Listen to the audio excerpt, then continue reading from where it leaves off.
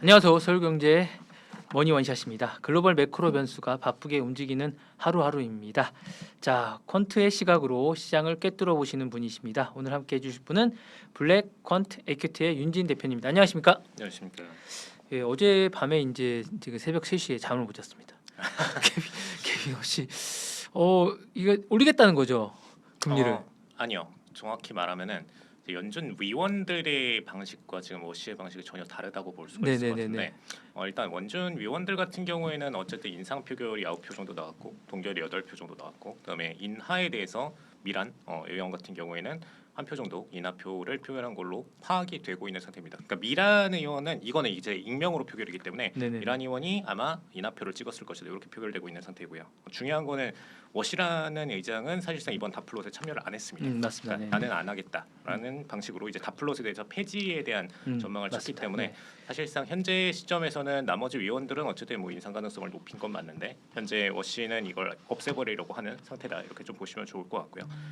사실 이 상태에서는 어쨌든 이제 금리 예측률이 이전보다는 국면상 떨어지는 부분이 있기 때문에 앞으로 시장 국면은 금리 예측하기 이전보다 확률이 떨어질 것이다. 이게 가장 핵심적인 포인트로 보시면 될 것 같습니다. 일단은 그렇게 되면 이제 전체적으로 이제 뭐 수급 측면이라든가 전반적으로 이제 우리나라는 어떤 영향을 받을 것 같고 미국은 어떤 영향을 좀 받게 됩니까? 가장 이제 핵심적인 거는 금리를 예측하는 데 있어서 이전에는 연준이 무슨 생각을 할 것이냐에 네네네. 대해서 파악을 했다라면은 앞으로는 이제 두 가지로 포커스를 맞출 수가 있는데 어쨌든 이제 FOMC에서 나오는 의견을 봐야 되니까 결국에는 연준 의장이 기자회견을 할 때마다 그 발언 하나하나 워딩 하나하나까지 디테일한 해석들을 이제 언론에서 들어갈 수밖에 없고요. 뭐 애널리스트들도 마찬가지일 거고요. 네.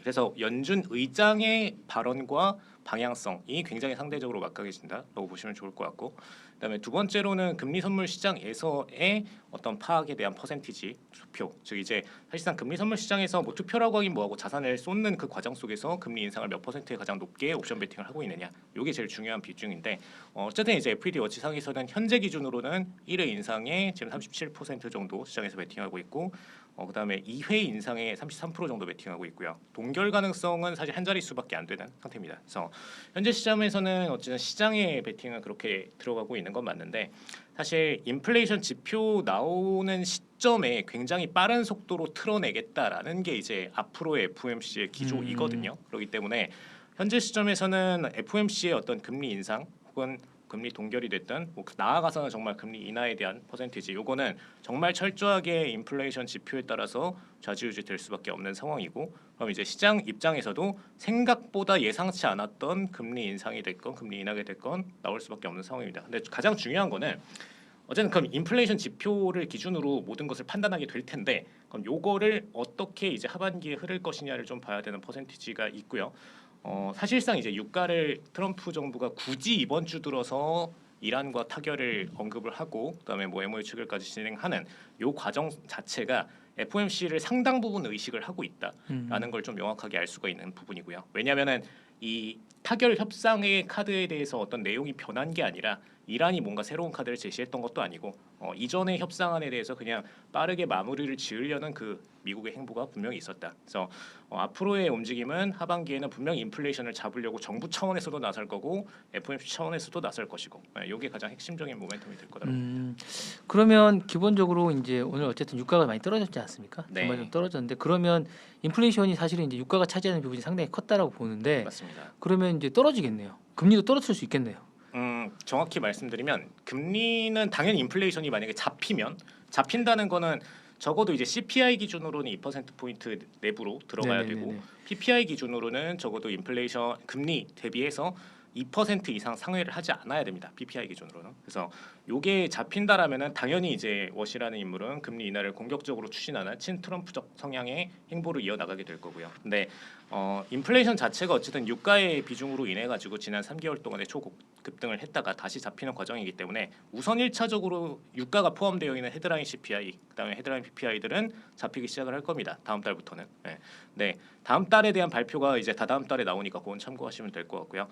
어쨌든 이렇게 잡히기 시작을 할 텐데 중요한 거는 이제 코어 CPI나 코어 PPI 같은 경우에 원래 유가가 빠져 있음에도 맞습니다. 네. 최근 들어서 이제 플라스틱 제품에 대한 생산이나 기타 마진 제품에 대한 생산 단가가 올라가기 때문에 이게 동시에 같이 최근은 2개월 동안 올라갔거든요. 근데 이 올라가는 동안에 사실 후행적으로 작용한 것이기 때문에 다시 잡히는 속도도 한 2개월 정도 후행적으로 늦게 잡힐 수 있어요. 그래서 이런 시차는 존재할 수 있다라는 거. 그래서 인플레이션 지표가 만약에 정말 이렇게 의도한 대로 잘 잡혀준다라면은 워시란 인물은 적어도 9월에 본격적인 발언에 있어서는 인플레이션의 하향 조정 때문에 금리 인하 가능성도 열어두고 있다라는 발언을 할 가능성이 높은 인물로 보입니다. 아 그리고 이제 뭐 AI가 나와서 말인데 이제 네. 트럼프 대통령이 AI를 국유 자산처럼 이제 하겠다라는 이야기가 계속 나오고 있고 지금도 뭐 G7 할 때 같이 가 있지 않나요? CEO들이 약간 뭐 거의 위에 있는 레벨이 높은 분들이 많이 같이 간 걸로 알고 있는데 이런 의지가 주가나 이런 데는 어떤 영향을 미칠지 좀 궁금하고요. 우리가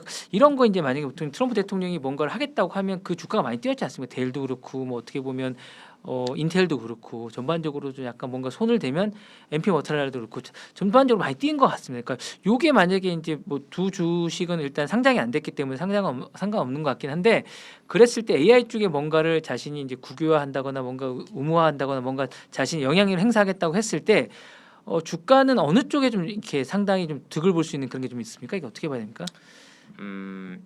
일단은 아까 이제 인텔이나 이런 주요 반도체 칩 메이커 쪽 사이드에 있는 기업들과 단순하게 이제 AI 기업들이 조금 갈릴 것 같아요. 근데 중요한 거는 AI 기업들 같은 경우에는 사실 글로벌 서비스를 제공을 해서 글로벌 고객을 확보하는 게 먼저인 상태이기 때문에 네네네. 이런 식으로 어떤 엔진에 대한 활용 범위를 통제하게 되면 뭐 예를 들어서 최근에 이제 클로드 같은 경우에는 네, 페이블 맞습니다. 5 같은 것들을 통제를 당했고 근데 클로드는 굉장히 이제 본인들의 철학과 어떤 시스템에 대한 구축 이론이 굉장히 좀 탄탄한 기업이기 때문에 페이블 5 이용 못하게 하니까 지금 시위처럼 지금도 이제 이 대화창에다가 써 있더라고요. 써놓고서 페이블 네. 5를 쓸 수 없습니다를 굳이 이제 광고처럼 하고 있어요. 그러니까 마치 소비자들이 나를 알아달라. 우리 지금 되게 힘들게 영업하고 있다. 지금 미국이 자꾸 통제하고 있다. 이걸 시위하듯이 올려놓고 있는 상태인데 사실 이제 AI 기업들한테는 이게 매출적으로는 조정을 당할 이슈인 게 분명히 맞고 그다음에 국가적으로 봤을 때는 AI는 전략 산업 중 하나이기 때문에 이게 최신 기술이 특히 이제 저번에 미토스 같은 시리즈들은 풀리면은 보안상의 문제로 바로 이어지게 되고 이 미토스를 쓰지 않은 회사들과 기업들과 뭐 국가 부처들은 바로 이제 공격의 타깃이 되기 때문에 사실상 이제 양날의 검 같은 존재이죠. 이거를 쓰는 기관과 쓰지 않는 기관이 바로 문제가 돼버리고 그럼 이제 미국 입장에서는 이걸 자산으로 쓸 수 있는데 무기로 쓸 수 있는데 그걸 그냥 모든 중국한테까지도 열어버린다. 굉장히 당연히 거부할 수밖에 없는 내용이 되는 거고요. 근데 이제 반대로 아까 칩메이커들 같은 경우에는 이번에도 보시면 애플이 굳이 TSMC한테 줄 수 있는 수출의 일부를 떼가지고 인텔한테 부여하게 되는 상태가 됐거든요. 14나노 공정에 대해 1.4나노 공정에 대해서 이렇게 됐을 때 사실 인텔 같은 기업들은 수주를 받을 수가 없는 수준의 기업이었는데 왜냐하면 3나노 공정부터 한 5나노 공정 사이에 이 공정 수율 사례가 굉장히 없는 기업이 갑자기 2나노 공정 아래 단위를 수주를 받는다? 이건 좀 말이 안 되거든요. 우리나라 삼성이 수주 받는 것보다 더 시나리오가 말이 안 됩니다. 근데 국가적으로 밀어서 당한 것이기 때문에 인텔 입장에서는 당연히 주가적으로는 굉장한 펌핑이죠. 그래서 요거는 분명한 이제 미국 입장에서는 칩메이커들한테는 국익적으로 이익이 되는 것이 맞다. 네, 이렇게 좀 얘기 드릴 수 있을 것 같습니다. 아 그렇군요.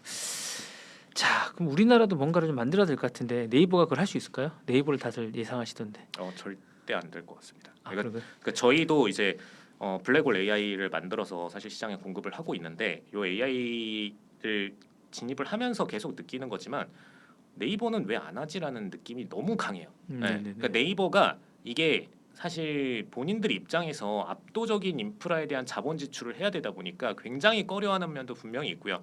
그러니까 못하는 건 아니죠. AI 지출 계속 해오긴 했습니다. 몇 천억씩 계속 쏘긴 네네네네네. 샀어요. 근데 중요한 거는 몇 천억이 중요한 게 아니라 정말 이제 클로드가 됐던 GPT가 됐던 탑 원들과 경쟁하기 위한 어떤 인프라적 차이, 엣지를 만들어내기 위한 그런 기술적 혁신을 해줘야 되는데 그것이 없다라는 것은 분명한 이제 크리티컬한 마이너스 포인트이고요. 그리고 지금 약간 구글의 제미나이를 따라하듯이 검색에다가 이제 부분적으로 네네네네. 붙여가지고 공급을 진행을 하고 있는데 이런 역량 같은 경우에는 사실 그냥 누구나 다 할 수 있는 역량의 수준이기 때문에 뭐 딥시크 갖다가 붙여도 할 수 있어요. 그래서 이런 것 자체가 굉장히 특별한 것은 아니고 소비자들의 입장에서도 이것이 특별하다고 전혀 느끼지 못하고 있고 문제는 이게 점유율 전체적으로 봤을 때는 구글과 네이버 사이에서의 검색 포털 점유율은 뭐 이전과 큰 변화는 없을 수 있겠죠. 근데 검색을 사용하는 자들의 총량 기준으로 봤을 때는 검색의 지금 대다수를 이미 벌써 다 AI로 이전해서 네, 네, 검색을 맞습니다. 스타트를 네, 하고 네. 있기 때문에 네이버는 장기적으로 이런 광고 수익을 크게 잃어버릴 수밖에 없다라고 보여지고,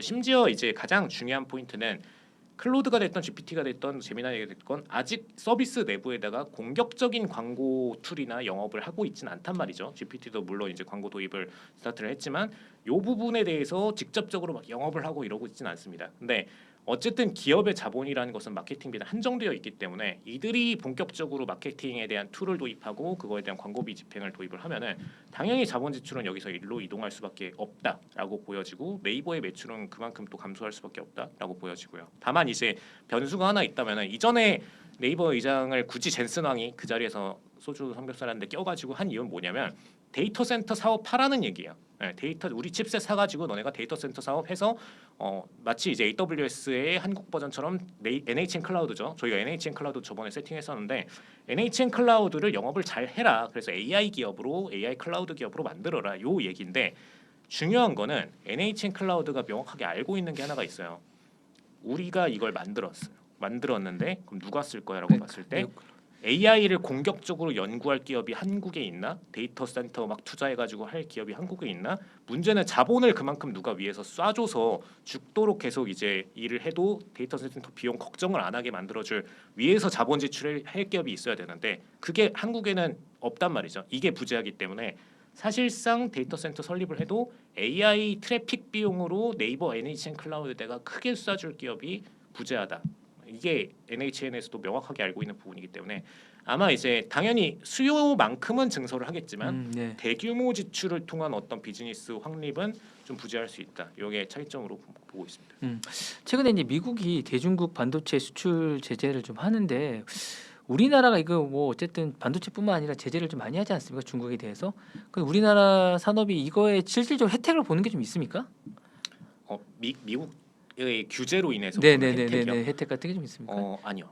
규제로 인해서 보는 근데 뭐 혜택은 보통 오히려 이제 없고요. 보고서 같은 걸 보면 네. 뭐 미국이 뭐 만약에 어떤 풍력 같은 걸 못 한다던가 아니면 뭐 2차 전지를 못 한다거나 이런 걸 제재를 가한다거나 아니면 반도체 제재를 가한다거나 이래서 우리가 수익이 많이 날 것 같다 이런 보고서들이 꽤 있는 것 같아요. 그러면 이게 실질적으로 뭐 최근에도 뭐 이런 보고서를 볼 수 있는데 네. 근데 의미가 없는 건가요? 그럼 어떻게 봐요? 각 업종마다 다르고요. 정확히 말하면은 이제 미국이 전 국가적으로 이제 사실상 중국에 대한 대중국 수출을 금지하는 업종들이 존재를 하고, 특정 국가 혹은 이제 본인 국가에 한정된 기업들에 네네네네. 대해서만 중국 수출을 금지하는 업종이 존재를 합니다. 근데 반도체 업종 같은 경우에는 우리나라 국가들한테도 중국에 대해서 대중국 수출하는 비중에 대한 것들을 똑같이 통제를 하고 있어요. 그렇기 때문에 우리나라 입장에서는 미국 기업이 중국에 대한 수출 규제가 공격적으로 강화될수록 우리나라 기업에서 중국으로 수출할 수 있는 물량에 대해서도 통제가 되는 게 분명히 맞고요. 당연히 HBM이나 이런 것들이 미국한테 스쳐서 중국으로 칩셋 납품이 되는 구조이기 때문에 총 출하량 기준으로도 당연히 중국에 대한 대중국 수출이 막히면 우리나라 입장에서는 마이너스 요인인 게 맞습니다. 그래서 이거는 이제 우리나라 특히 반도체 기업들한테는 명확한 마이너스 요인이라고 보시는 게 맞을 것 같고요. 그 다음에 동시에 중국 같은 경우에는 사실 미국이 준다고 해도 지금 사실 중국 내부적으로는 자체적 창심 반도체 같아요. 몇 가지 네네네. 메모리 기업들도 키우고 있고 캠브리콘 같은 팹리스 기업들도 키우고 있고 인큐베이팅 구간에 있어요. 그렇기 때문에 한국형 칩셋이 굳이 온다 그래도 별로 반기진 않습니다. 그래서 현재 상태가 분명히 중국한테나 미국한테나 다 거래가 오가는 것이 좋은 상태가 아니기 때문에 한국은 그 사이에서 그냥 미국 중심의 납품만 계속해서 반복할 수밖에 없는 상태라고 좀 보시면 될 것 같고, 중국 입장에서는 최근 들어서 이제 낸드가 됐던 그 다음에 서버 디램이 됐던 요 분야에서의 점유율이 압도적으로 증가를 하고 있거든요. 아직은 한 자릿수 증가긴 한데 네네. 한 자릿수 범위이지만 이전 전년도 대비해서는 거의 뭐 75% 가량의 성장, 이런 식으로 연도별 성장이 너무나 눈에 띄게 만들어지고 있습니다. 근데 이게 만들어진 가장 큰 이유는 우리나라 HBM이 어쨌든 가장 라인에 투자에 집중이 되는 만큼 나머지 D램이나 낸드에 대한 비중을 줄일 수밖에 없었어요. 그래서 그 자리를 이제 중국 반도체들이 차지를 하고 있는 구간이고요. 그렇기 때문에 현재 시점에서는 그들한테 갈 수 있는 자금들이 마련이 됐고 그 친구들이 인큐베이팅을 당하고 있다라고 좀 보시면 좋을 것 같습니다. 그래서 이게 한 2년 정도 장기화될 경우에는 중국이 청신반도체 같은 친구들도 3랑 3E를 본격적으로 양산에 나설 수 있는 상태가 되기 때문에 요거는 뭐 1, 2년 이상은 풀어줘서는 안 된다. 좀 빨리 막아야 된다라고는 보여집니다. 자, 스페이스X에 대해서 이제 국내에 관련된 뭐 주가 주식들이 좀 있는 것 같아요. 뭐 여러 가지로 테마가 떠오르는데, 근데 이제 ETF는 다 떨어졌더라고요. 최근에 보니까. 이거 어떻게 봐야 됩니까? 이런 현상들은. 스페이스X 자체가 상장되면서 좀 명확하게 미국에서도 보였던 특징들이 있는데 로켓랩을 비롯한 주요 우주항공주 같은 경우에는 자산이 첫날부터 10% 가량의 낙폭을 네네네네. 보였었거든요. 그래서 명확하게 이제 보여지는 거는 기술적으로 투자하는 테크성 자산들, 이노베이션 중심의 투자를 하는 자산들도 총 AUM이라는 게 분명히 정해져 있습니다. 그들의 합계 자산이죠. 합계 자산이 있고 그 합계 자산 내부에서만큼 자산 배분을 할 뿐이다라고 보시는 게 좋을 것 같고요. 근데 그 관점에서 볼 때 스페이스X라는 대형주가 등장을 했고 가장 기술적으로 우수한 주가 등장을 했는데 굳이 그 하위 기업에 있는 로켓랩이나 다른 기업군에 대해서 고비중을 투자할 이유가 전혀 없다라는 관점이 좀 가장 대다수가 되는 비중이고요. 그다음에 가장 이제 메인되는 이 스페이스X조차도 문제는 어쨌든 신규 상장 이후에 누구나 겪는 6개월간의 락업 물량 해제에 따른 침체 구간 이거를 피할 수는 없다라고 보기 때문에 이노베이션 테크 관련된 ETF들 패시브 자금들 자체가 총 AUM이 계속 감소할 수밖에 없는 상황입니다. 그래서 실질적으로도 이제 상장 이후에 실질적인 감소를 보이기 시작을 했고 그리고 관련된 기업들도 그런 마찬가지로 밸류에이션 조정을 당할 수밖에 없어요. 그래서 많은 분들이 이제 스페이스X 상장하고 우주항공은 본격적으로 성장하겠지라고 생각을 하셨겠지만 어쨌든 신규 상장의 침체 그다음에 기존 기업들의 자산 배분 유출이 있기 때문에 그렇게 움직이진 못한다라는 거 핵심적으로 좀 참고를 하시면 좋을 것 같습니다. 근데 그 뭐지? 테슬라랑 합병하는 겁니까? 많은 분들이 원래 이제 내부적으로는 올해는 안 네. 한다라는 얘기가 있는데 네. 또 CEO가 나와가지고 할 것처럼 또 얘기하고 뭐 이래요. 사실 일론 머스크의 과거 발언 중에 가장 이제 눈에 띄는 부분 하나가 이제 트윗 중에서 굉장히 스쳐가듯이 한번 얘기했는데 본인의 모든 사업과 기업들이 하나로 유나이트되고 있다라는 언급을 한 바 있었습니다. 그래서 많은 사업의 방향성이 하나의 방향성을 가리킬 때 갖는 이제 룰라팔로자라는 이론의 숫자적인 배수 효과가 있거든요. 그걸 이제 일론 머스크라는 인물도 명확하게 알고 있을 거예요. 그래서 이런 부분들을 고려를 했을 때 장기적으로는 하나의 기업으로 갈 가능성은 분명히 있다라고는 봅니다. 근데 중요한 것은 이렇게 합쳤을 때 갖는 자본적 손실이라는 것이 일단 명확하게 계산이 돼야 되고 그다음에 자본 손실 외에도 어떤 기업적 특색과 브랜드가 감소되지 않을까에 대해서도 명확하게 고려가 돼야 됩니다. 근데 현재 시점에서 봤을 때 XAI나 스페이스X는 사실 X라는 브랜딩으로도 통합이 되어 있기도 하고 그다음에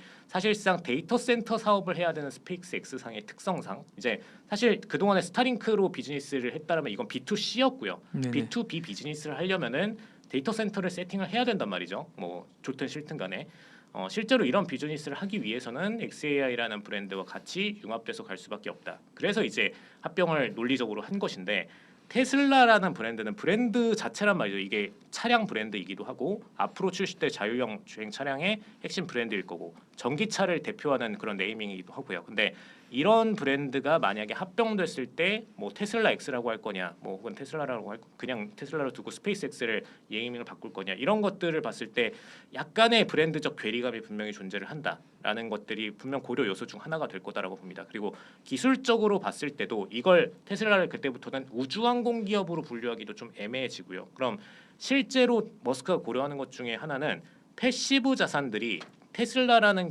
그때 합병된 네임을 그냥 테슬라라고 볼게요. 합병된 자산이 테슬라라고 봤을 때 전기차 ETF에서도 이걸 제대로 비중을 높게 편입할 것이냐, 이노베이션 관련된 우주항공 쪽에서도 이걸 높게 편입할 것이냐, 편입은 하겠지만 밸류에이션을 높게 가져가기가 좀 애매하단 말이죠. 마치 지금 삼성전자처럼 돼버리는 네네. 형국이 됩니다. 그래서 이런 부분들이 절대 시총의 합계 시총이 높게만 가지는 못할 것이다. 브랜딩이 희석될 수 있다. 몇 가지 고려 요인들이 있기 때문에 함부로 합치지는 못한다라고는 보여지고요. 다만 본인도 이제 예전에 문어발식으로 막 7개 회사 경영하고 이런 것 체제 자체가 본인의 어떤 경영 방식이 있어서 굉장히 좀 불합리한 부분이 있다는 걸 인지를 하고 있기 때문에 추후에 뭔가 브랜드의 핏한 포인트가 명확하게 걷어진다면은 그때는 할 수 있다. 이렇게 좀 요약드릴 수 있을 것 같아요. 그 전력이 되게 중요하잖아요. AI를 하게 네. 되면. 근데 이제 사실은 이제 미국 같은 경우 전력 관련주들이 최근에 약간 상승세를 하고 있는데 우리나라는 생각보다 힘을 못 쓰고 있습니다. 그래서 이게 현지화가 안 돼서 그런 건지 뭐 어떻게 봐야 되는가? 사실상 뭐 미국에서 우리나라 전력에 관련된 뭐 그런 관련 기주들이나 어떤 기기들을 사용을 많이 안 해서 그런 건지 우리나라가 그렇게 힘을 못 발휘하는 게 왜 그런 건지 좀 궁금합니다.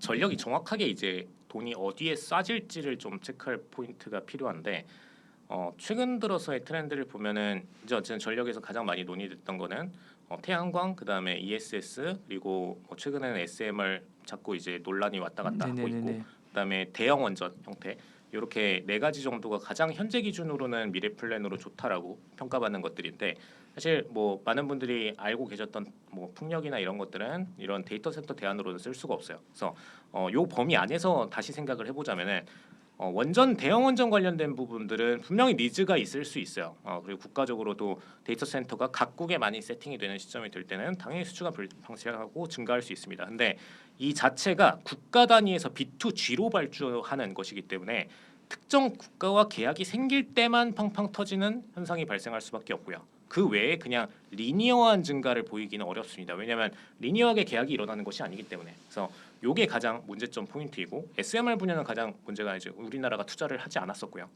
관련된 기업들이 좀 부재한 상태이고 그다음에 ESS는 그냥 확실하게 테슬라가 거의 다 가져가고 있고 우리는 배터리 셀 공급 위주로만 하고 있습니다. 네네네네. 그래서 배터리 관련으로는 엮이긴 해요. 그래서 요 기업들은 낙수 수혜처럼 가져가기 때문에 플러스 요소로 보셔도 전혀 무방합니다. 근데 다시 이제 태양광 쪽으로 넘어가면은 태양광은 명확하게 지금 전 세계를 틀어지고 있는 건 중국 기업이기 때문에 중국 기업들이 틀어지고 있고 이미 혁신 테크 기업에서도 벗어났기 때문에 이 기업군은 우리가 가져갈 만한 니즈는 굉장히 부재하다. 우리나라도 물론 태양광 기업들이 몇 개 있긴 합니다만 단가적 경쟁에서 절대 이길 수가 없기 때문에 요 관련된 기업들이 우리나라에서 공격적 성장을 보이기는 굉장히 어렵다라고는 보여집니다. 아. 니즈가 있다면은 이제 이 네. 설치와 세팅에 대한 매출 정도는 가져갈 수 있어요. 근데 그 매출 비중이 생각보다 높게 가져가기는 어렵습니다. 그렇군요. 자, 최근에 이제 그 매크로 자금이 이동 속도가 빨라져서 그런지 낙폭이 너무 이렇게 심합니다. 이런 상황에서 이제 어떻게 좀 해야 됩니까? 우리 투자자들은 이런 마인드나 투자 방식을 좀 어떻게 가져가야지 이걸 좀 데미지를 덜 입고 이렇게 할 수 있을지 좀 궁금합니다. 어떻게 해야 됩니까?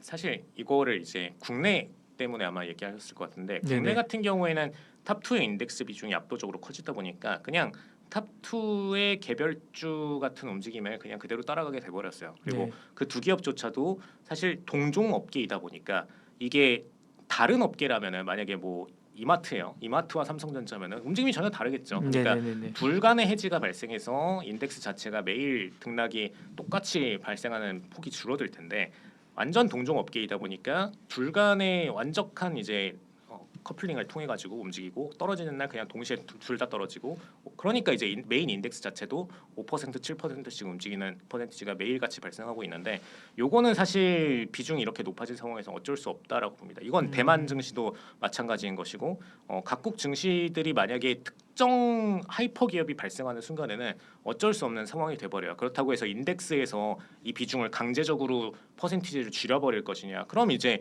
신뢰받는 인덱스가 아니게 되기 때문에 네네네. 그렇게는 할 수가 없고요. 어쩔 수 없는 현상이다라고는 보여지고 다만 이제 미국 같은 경우에는 이런 비중들이 상대적으로 좀 적기 때문에 변동폭 자체는 분명히 국내보다는 적은 상태이긴 합니다. 그래서 만약에 정말 이제 투자 관점에 있어서 변동폭 자체를 내가 변수를 좀 줄이고 싶다라면은 미국 관련된 기업들을 그냥 같이 섞어가는 수밖에 없을 걸로 보이고요. 만약에 근데 그래도 나는 그냥 우리나라 국장에서 제일 잘 간 기업들에 투자하고 롱런하는 걸 원한다. 그러면 이 변동폭은 그냥 앞으로 적응하셔야 되는 변동폭이라고 볼 수밖에 없습니다. 알겠습니다. 여러분 적응하셔야 될 것 같습니다. 지금 보니까. 자, 오늘 모니터샷은 여기서 마무리하도록 하고요. 지금까지 블랙 퀸트 에퀴티의 윤진 대표님과 함께했습니다. 감사합니다. 감사합니다.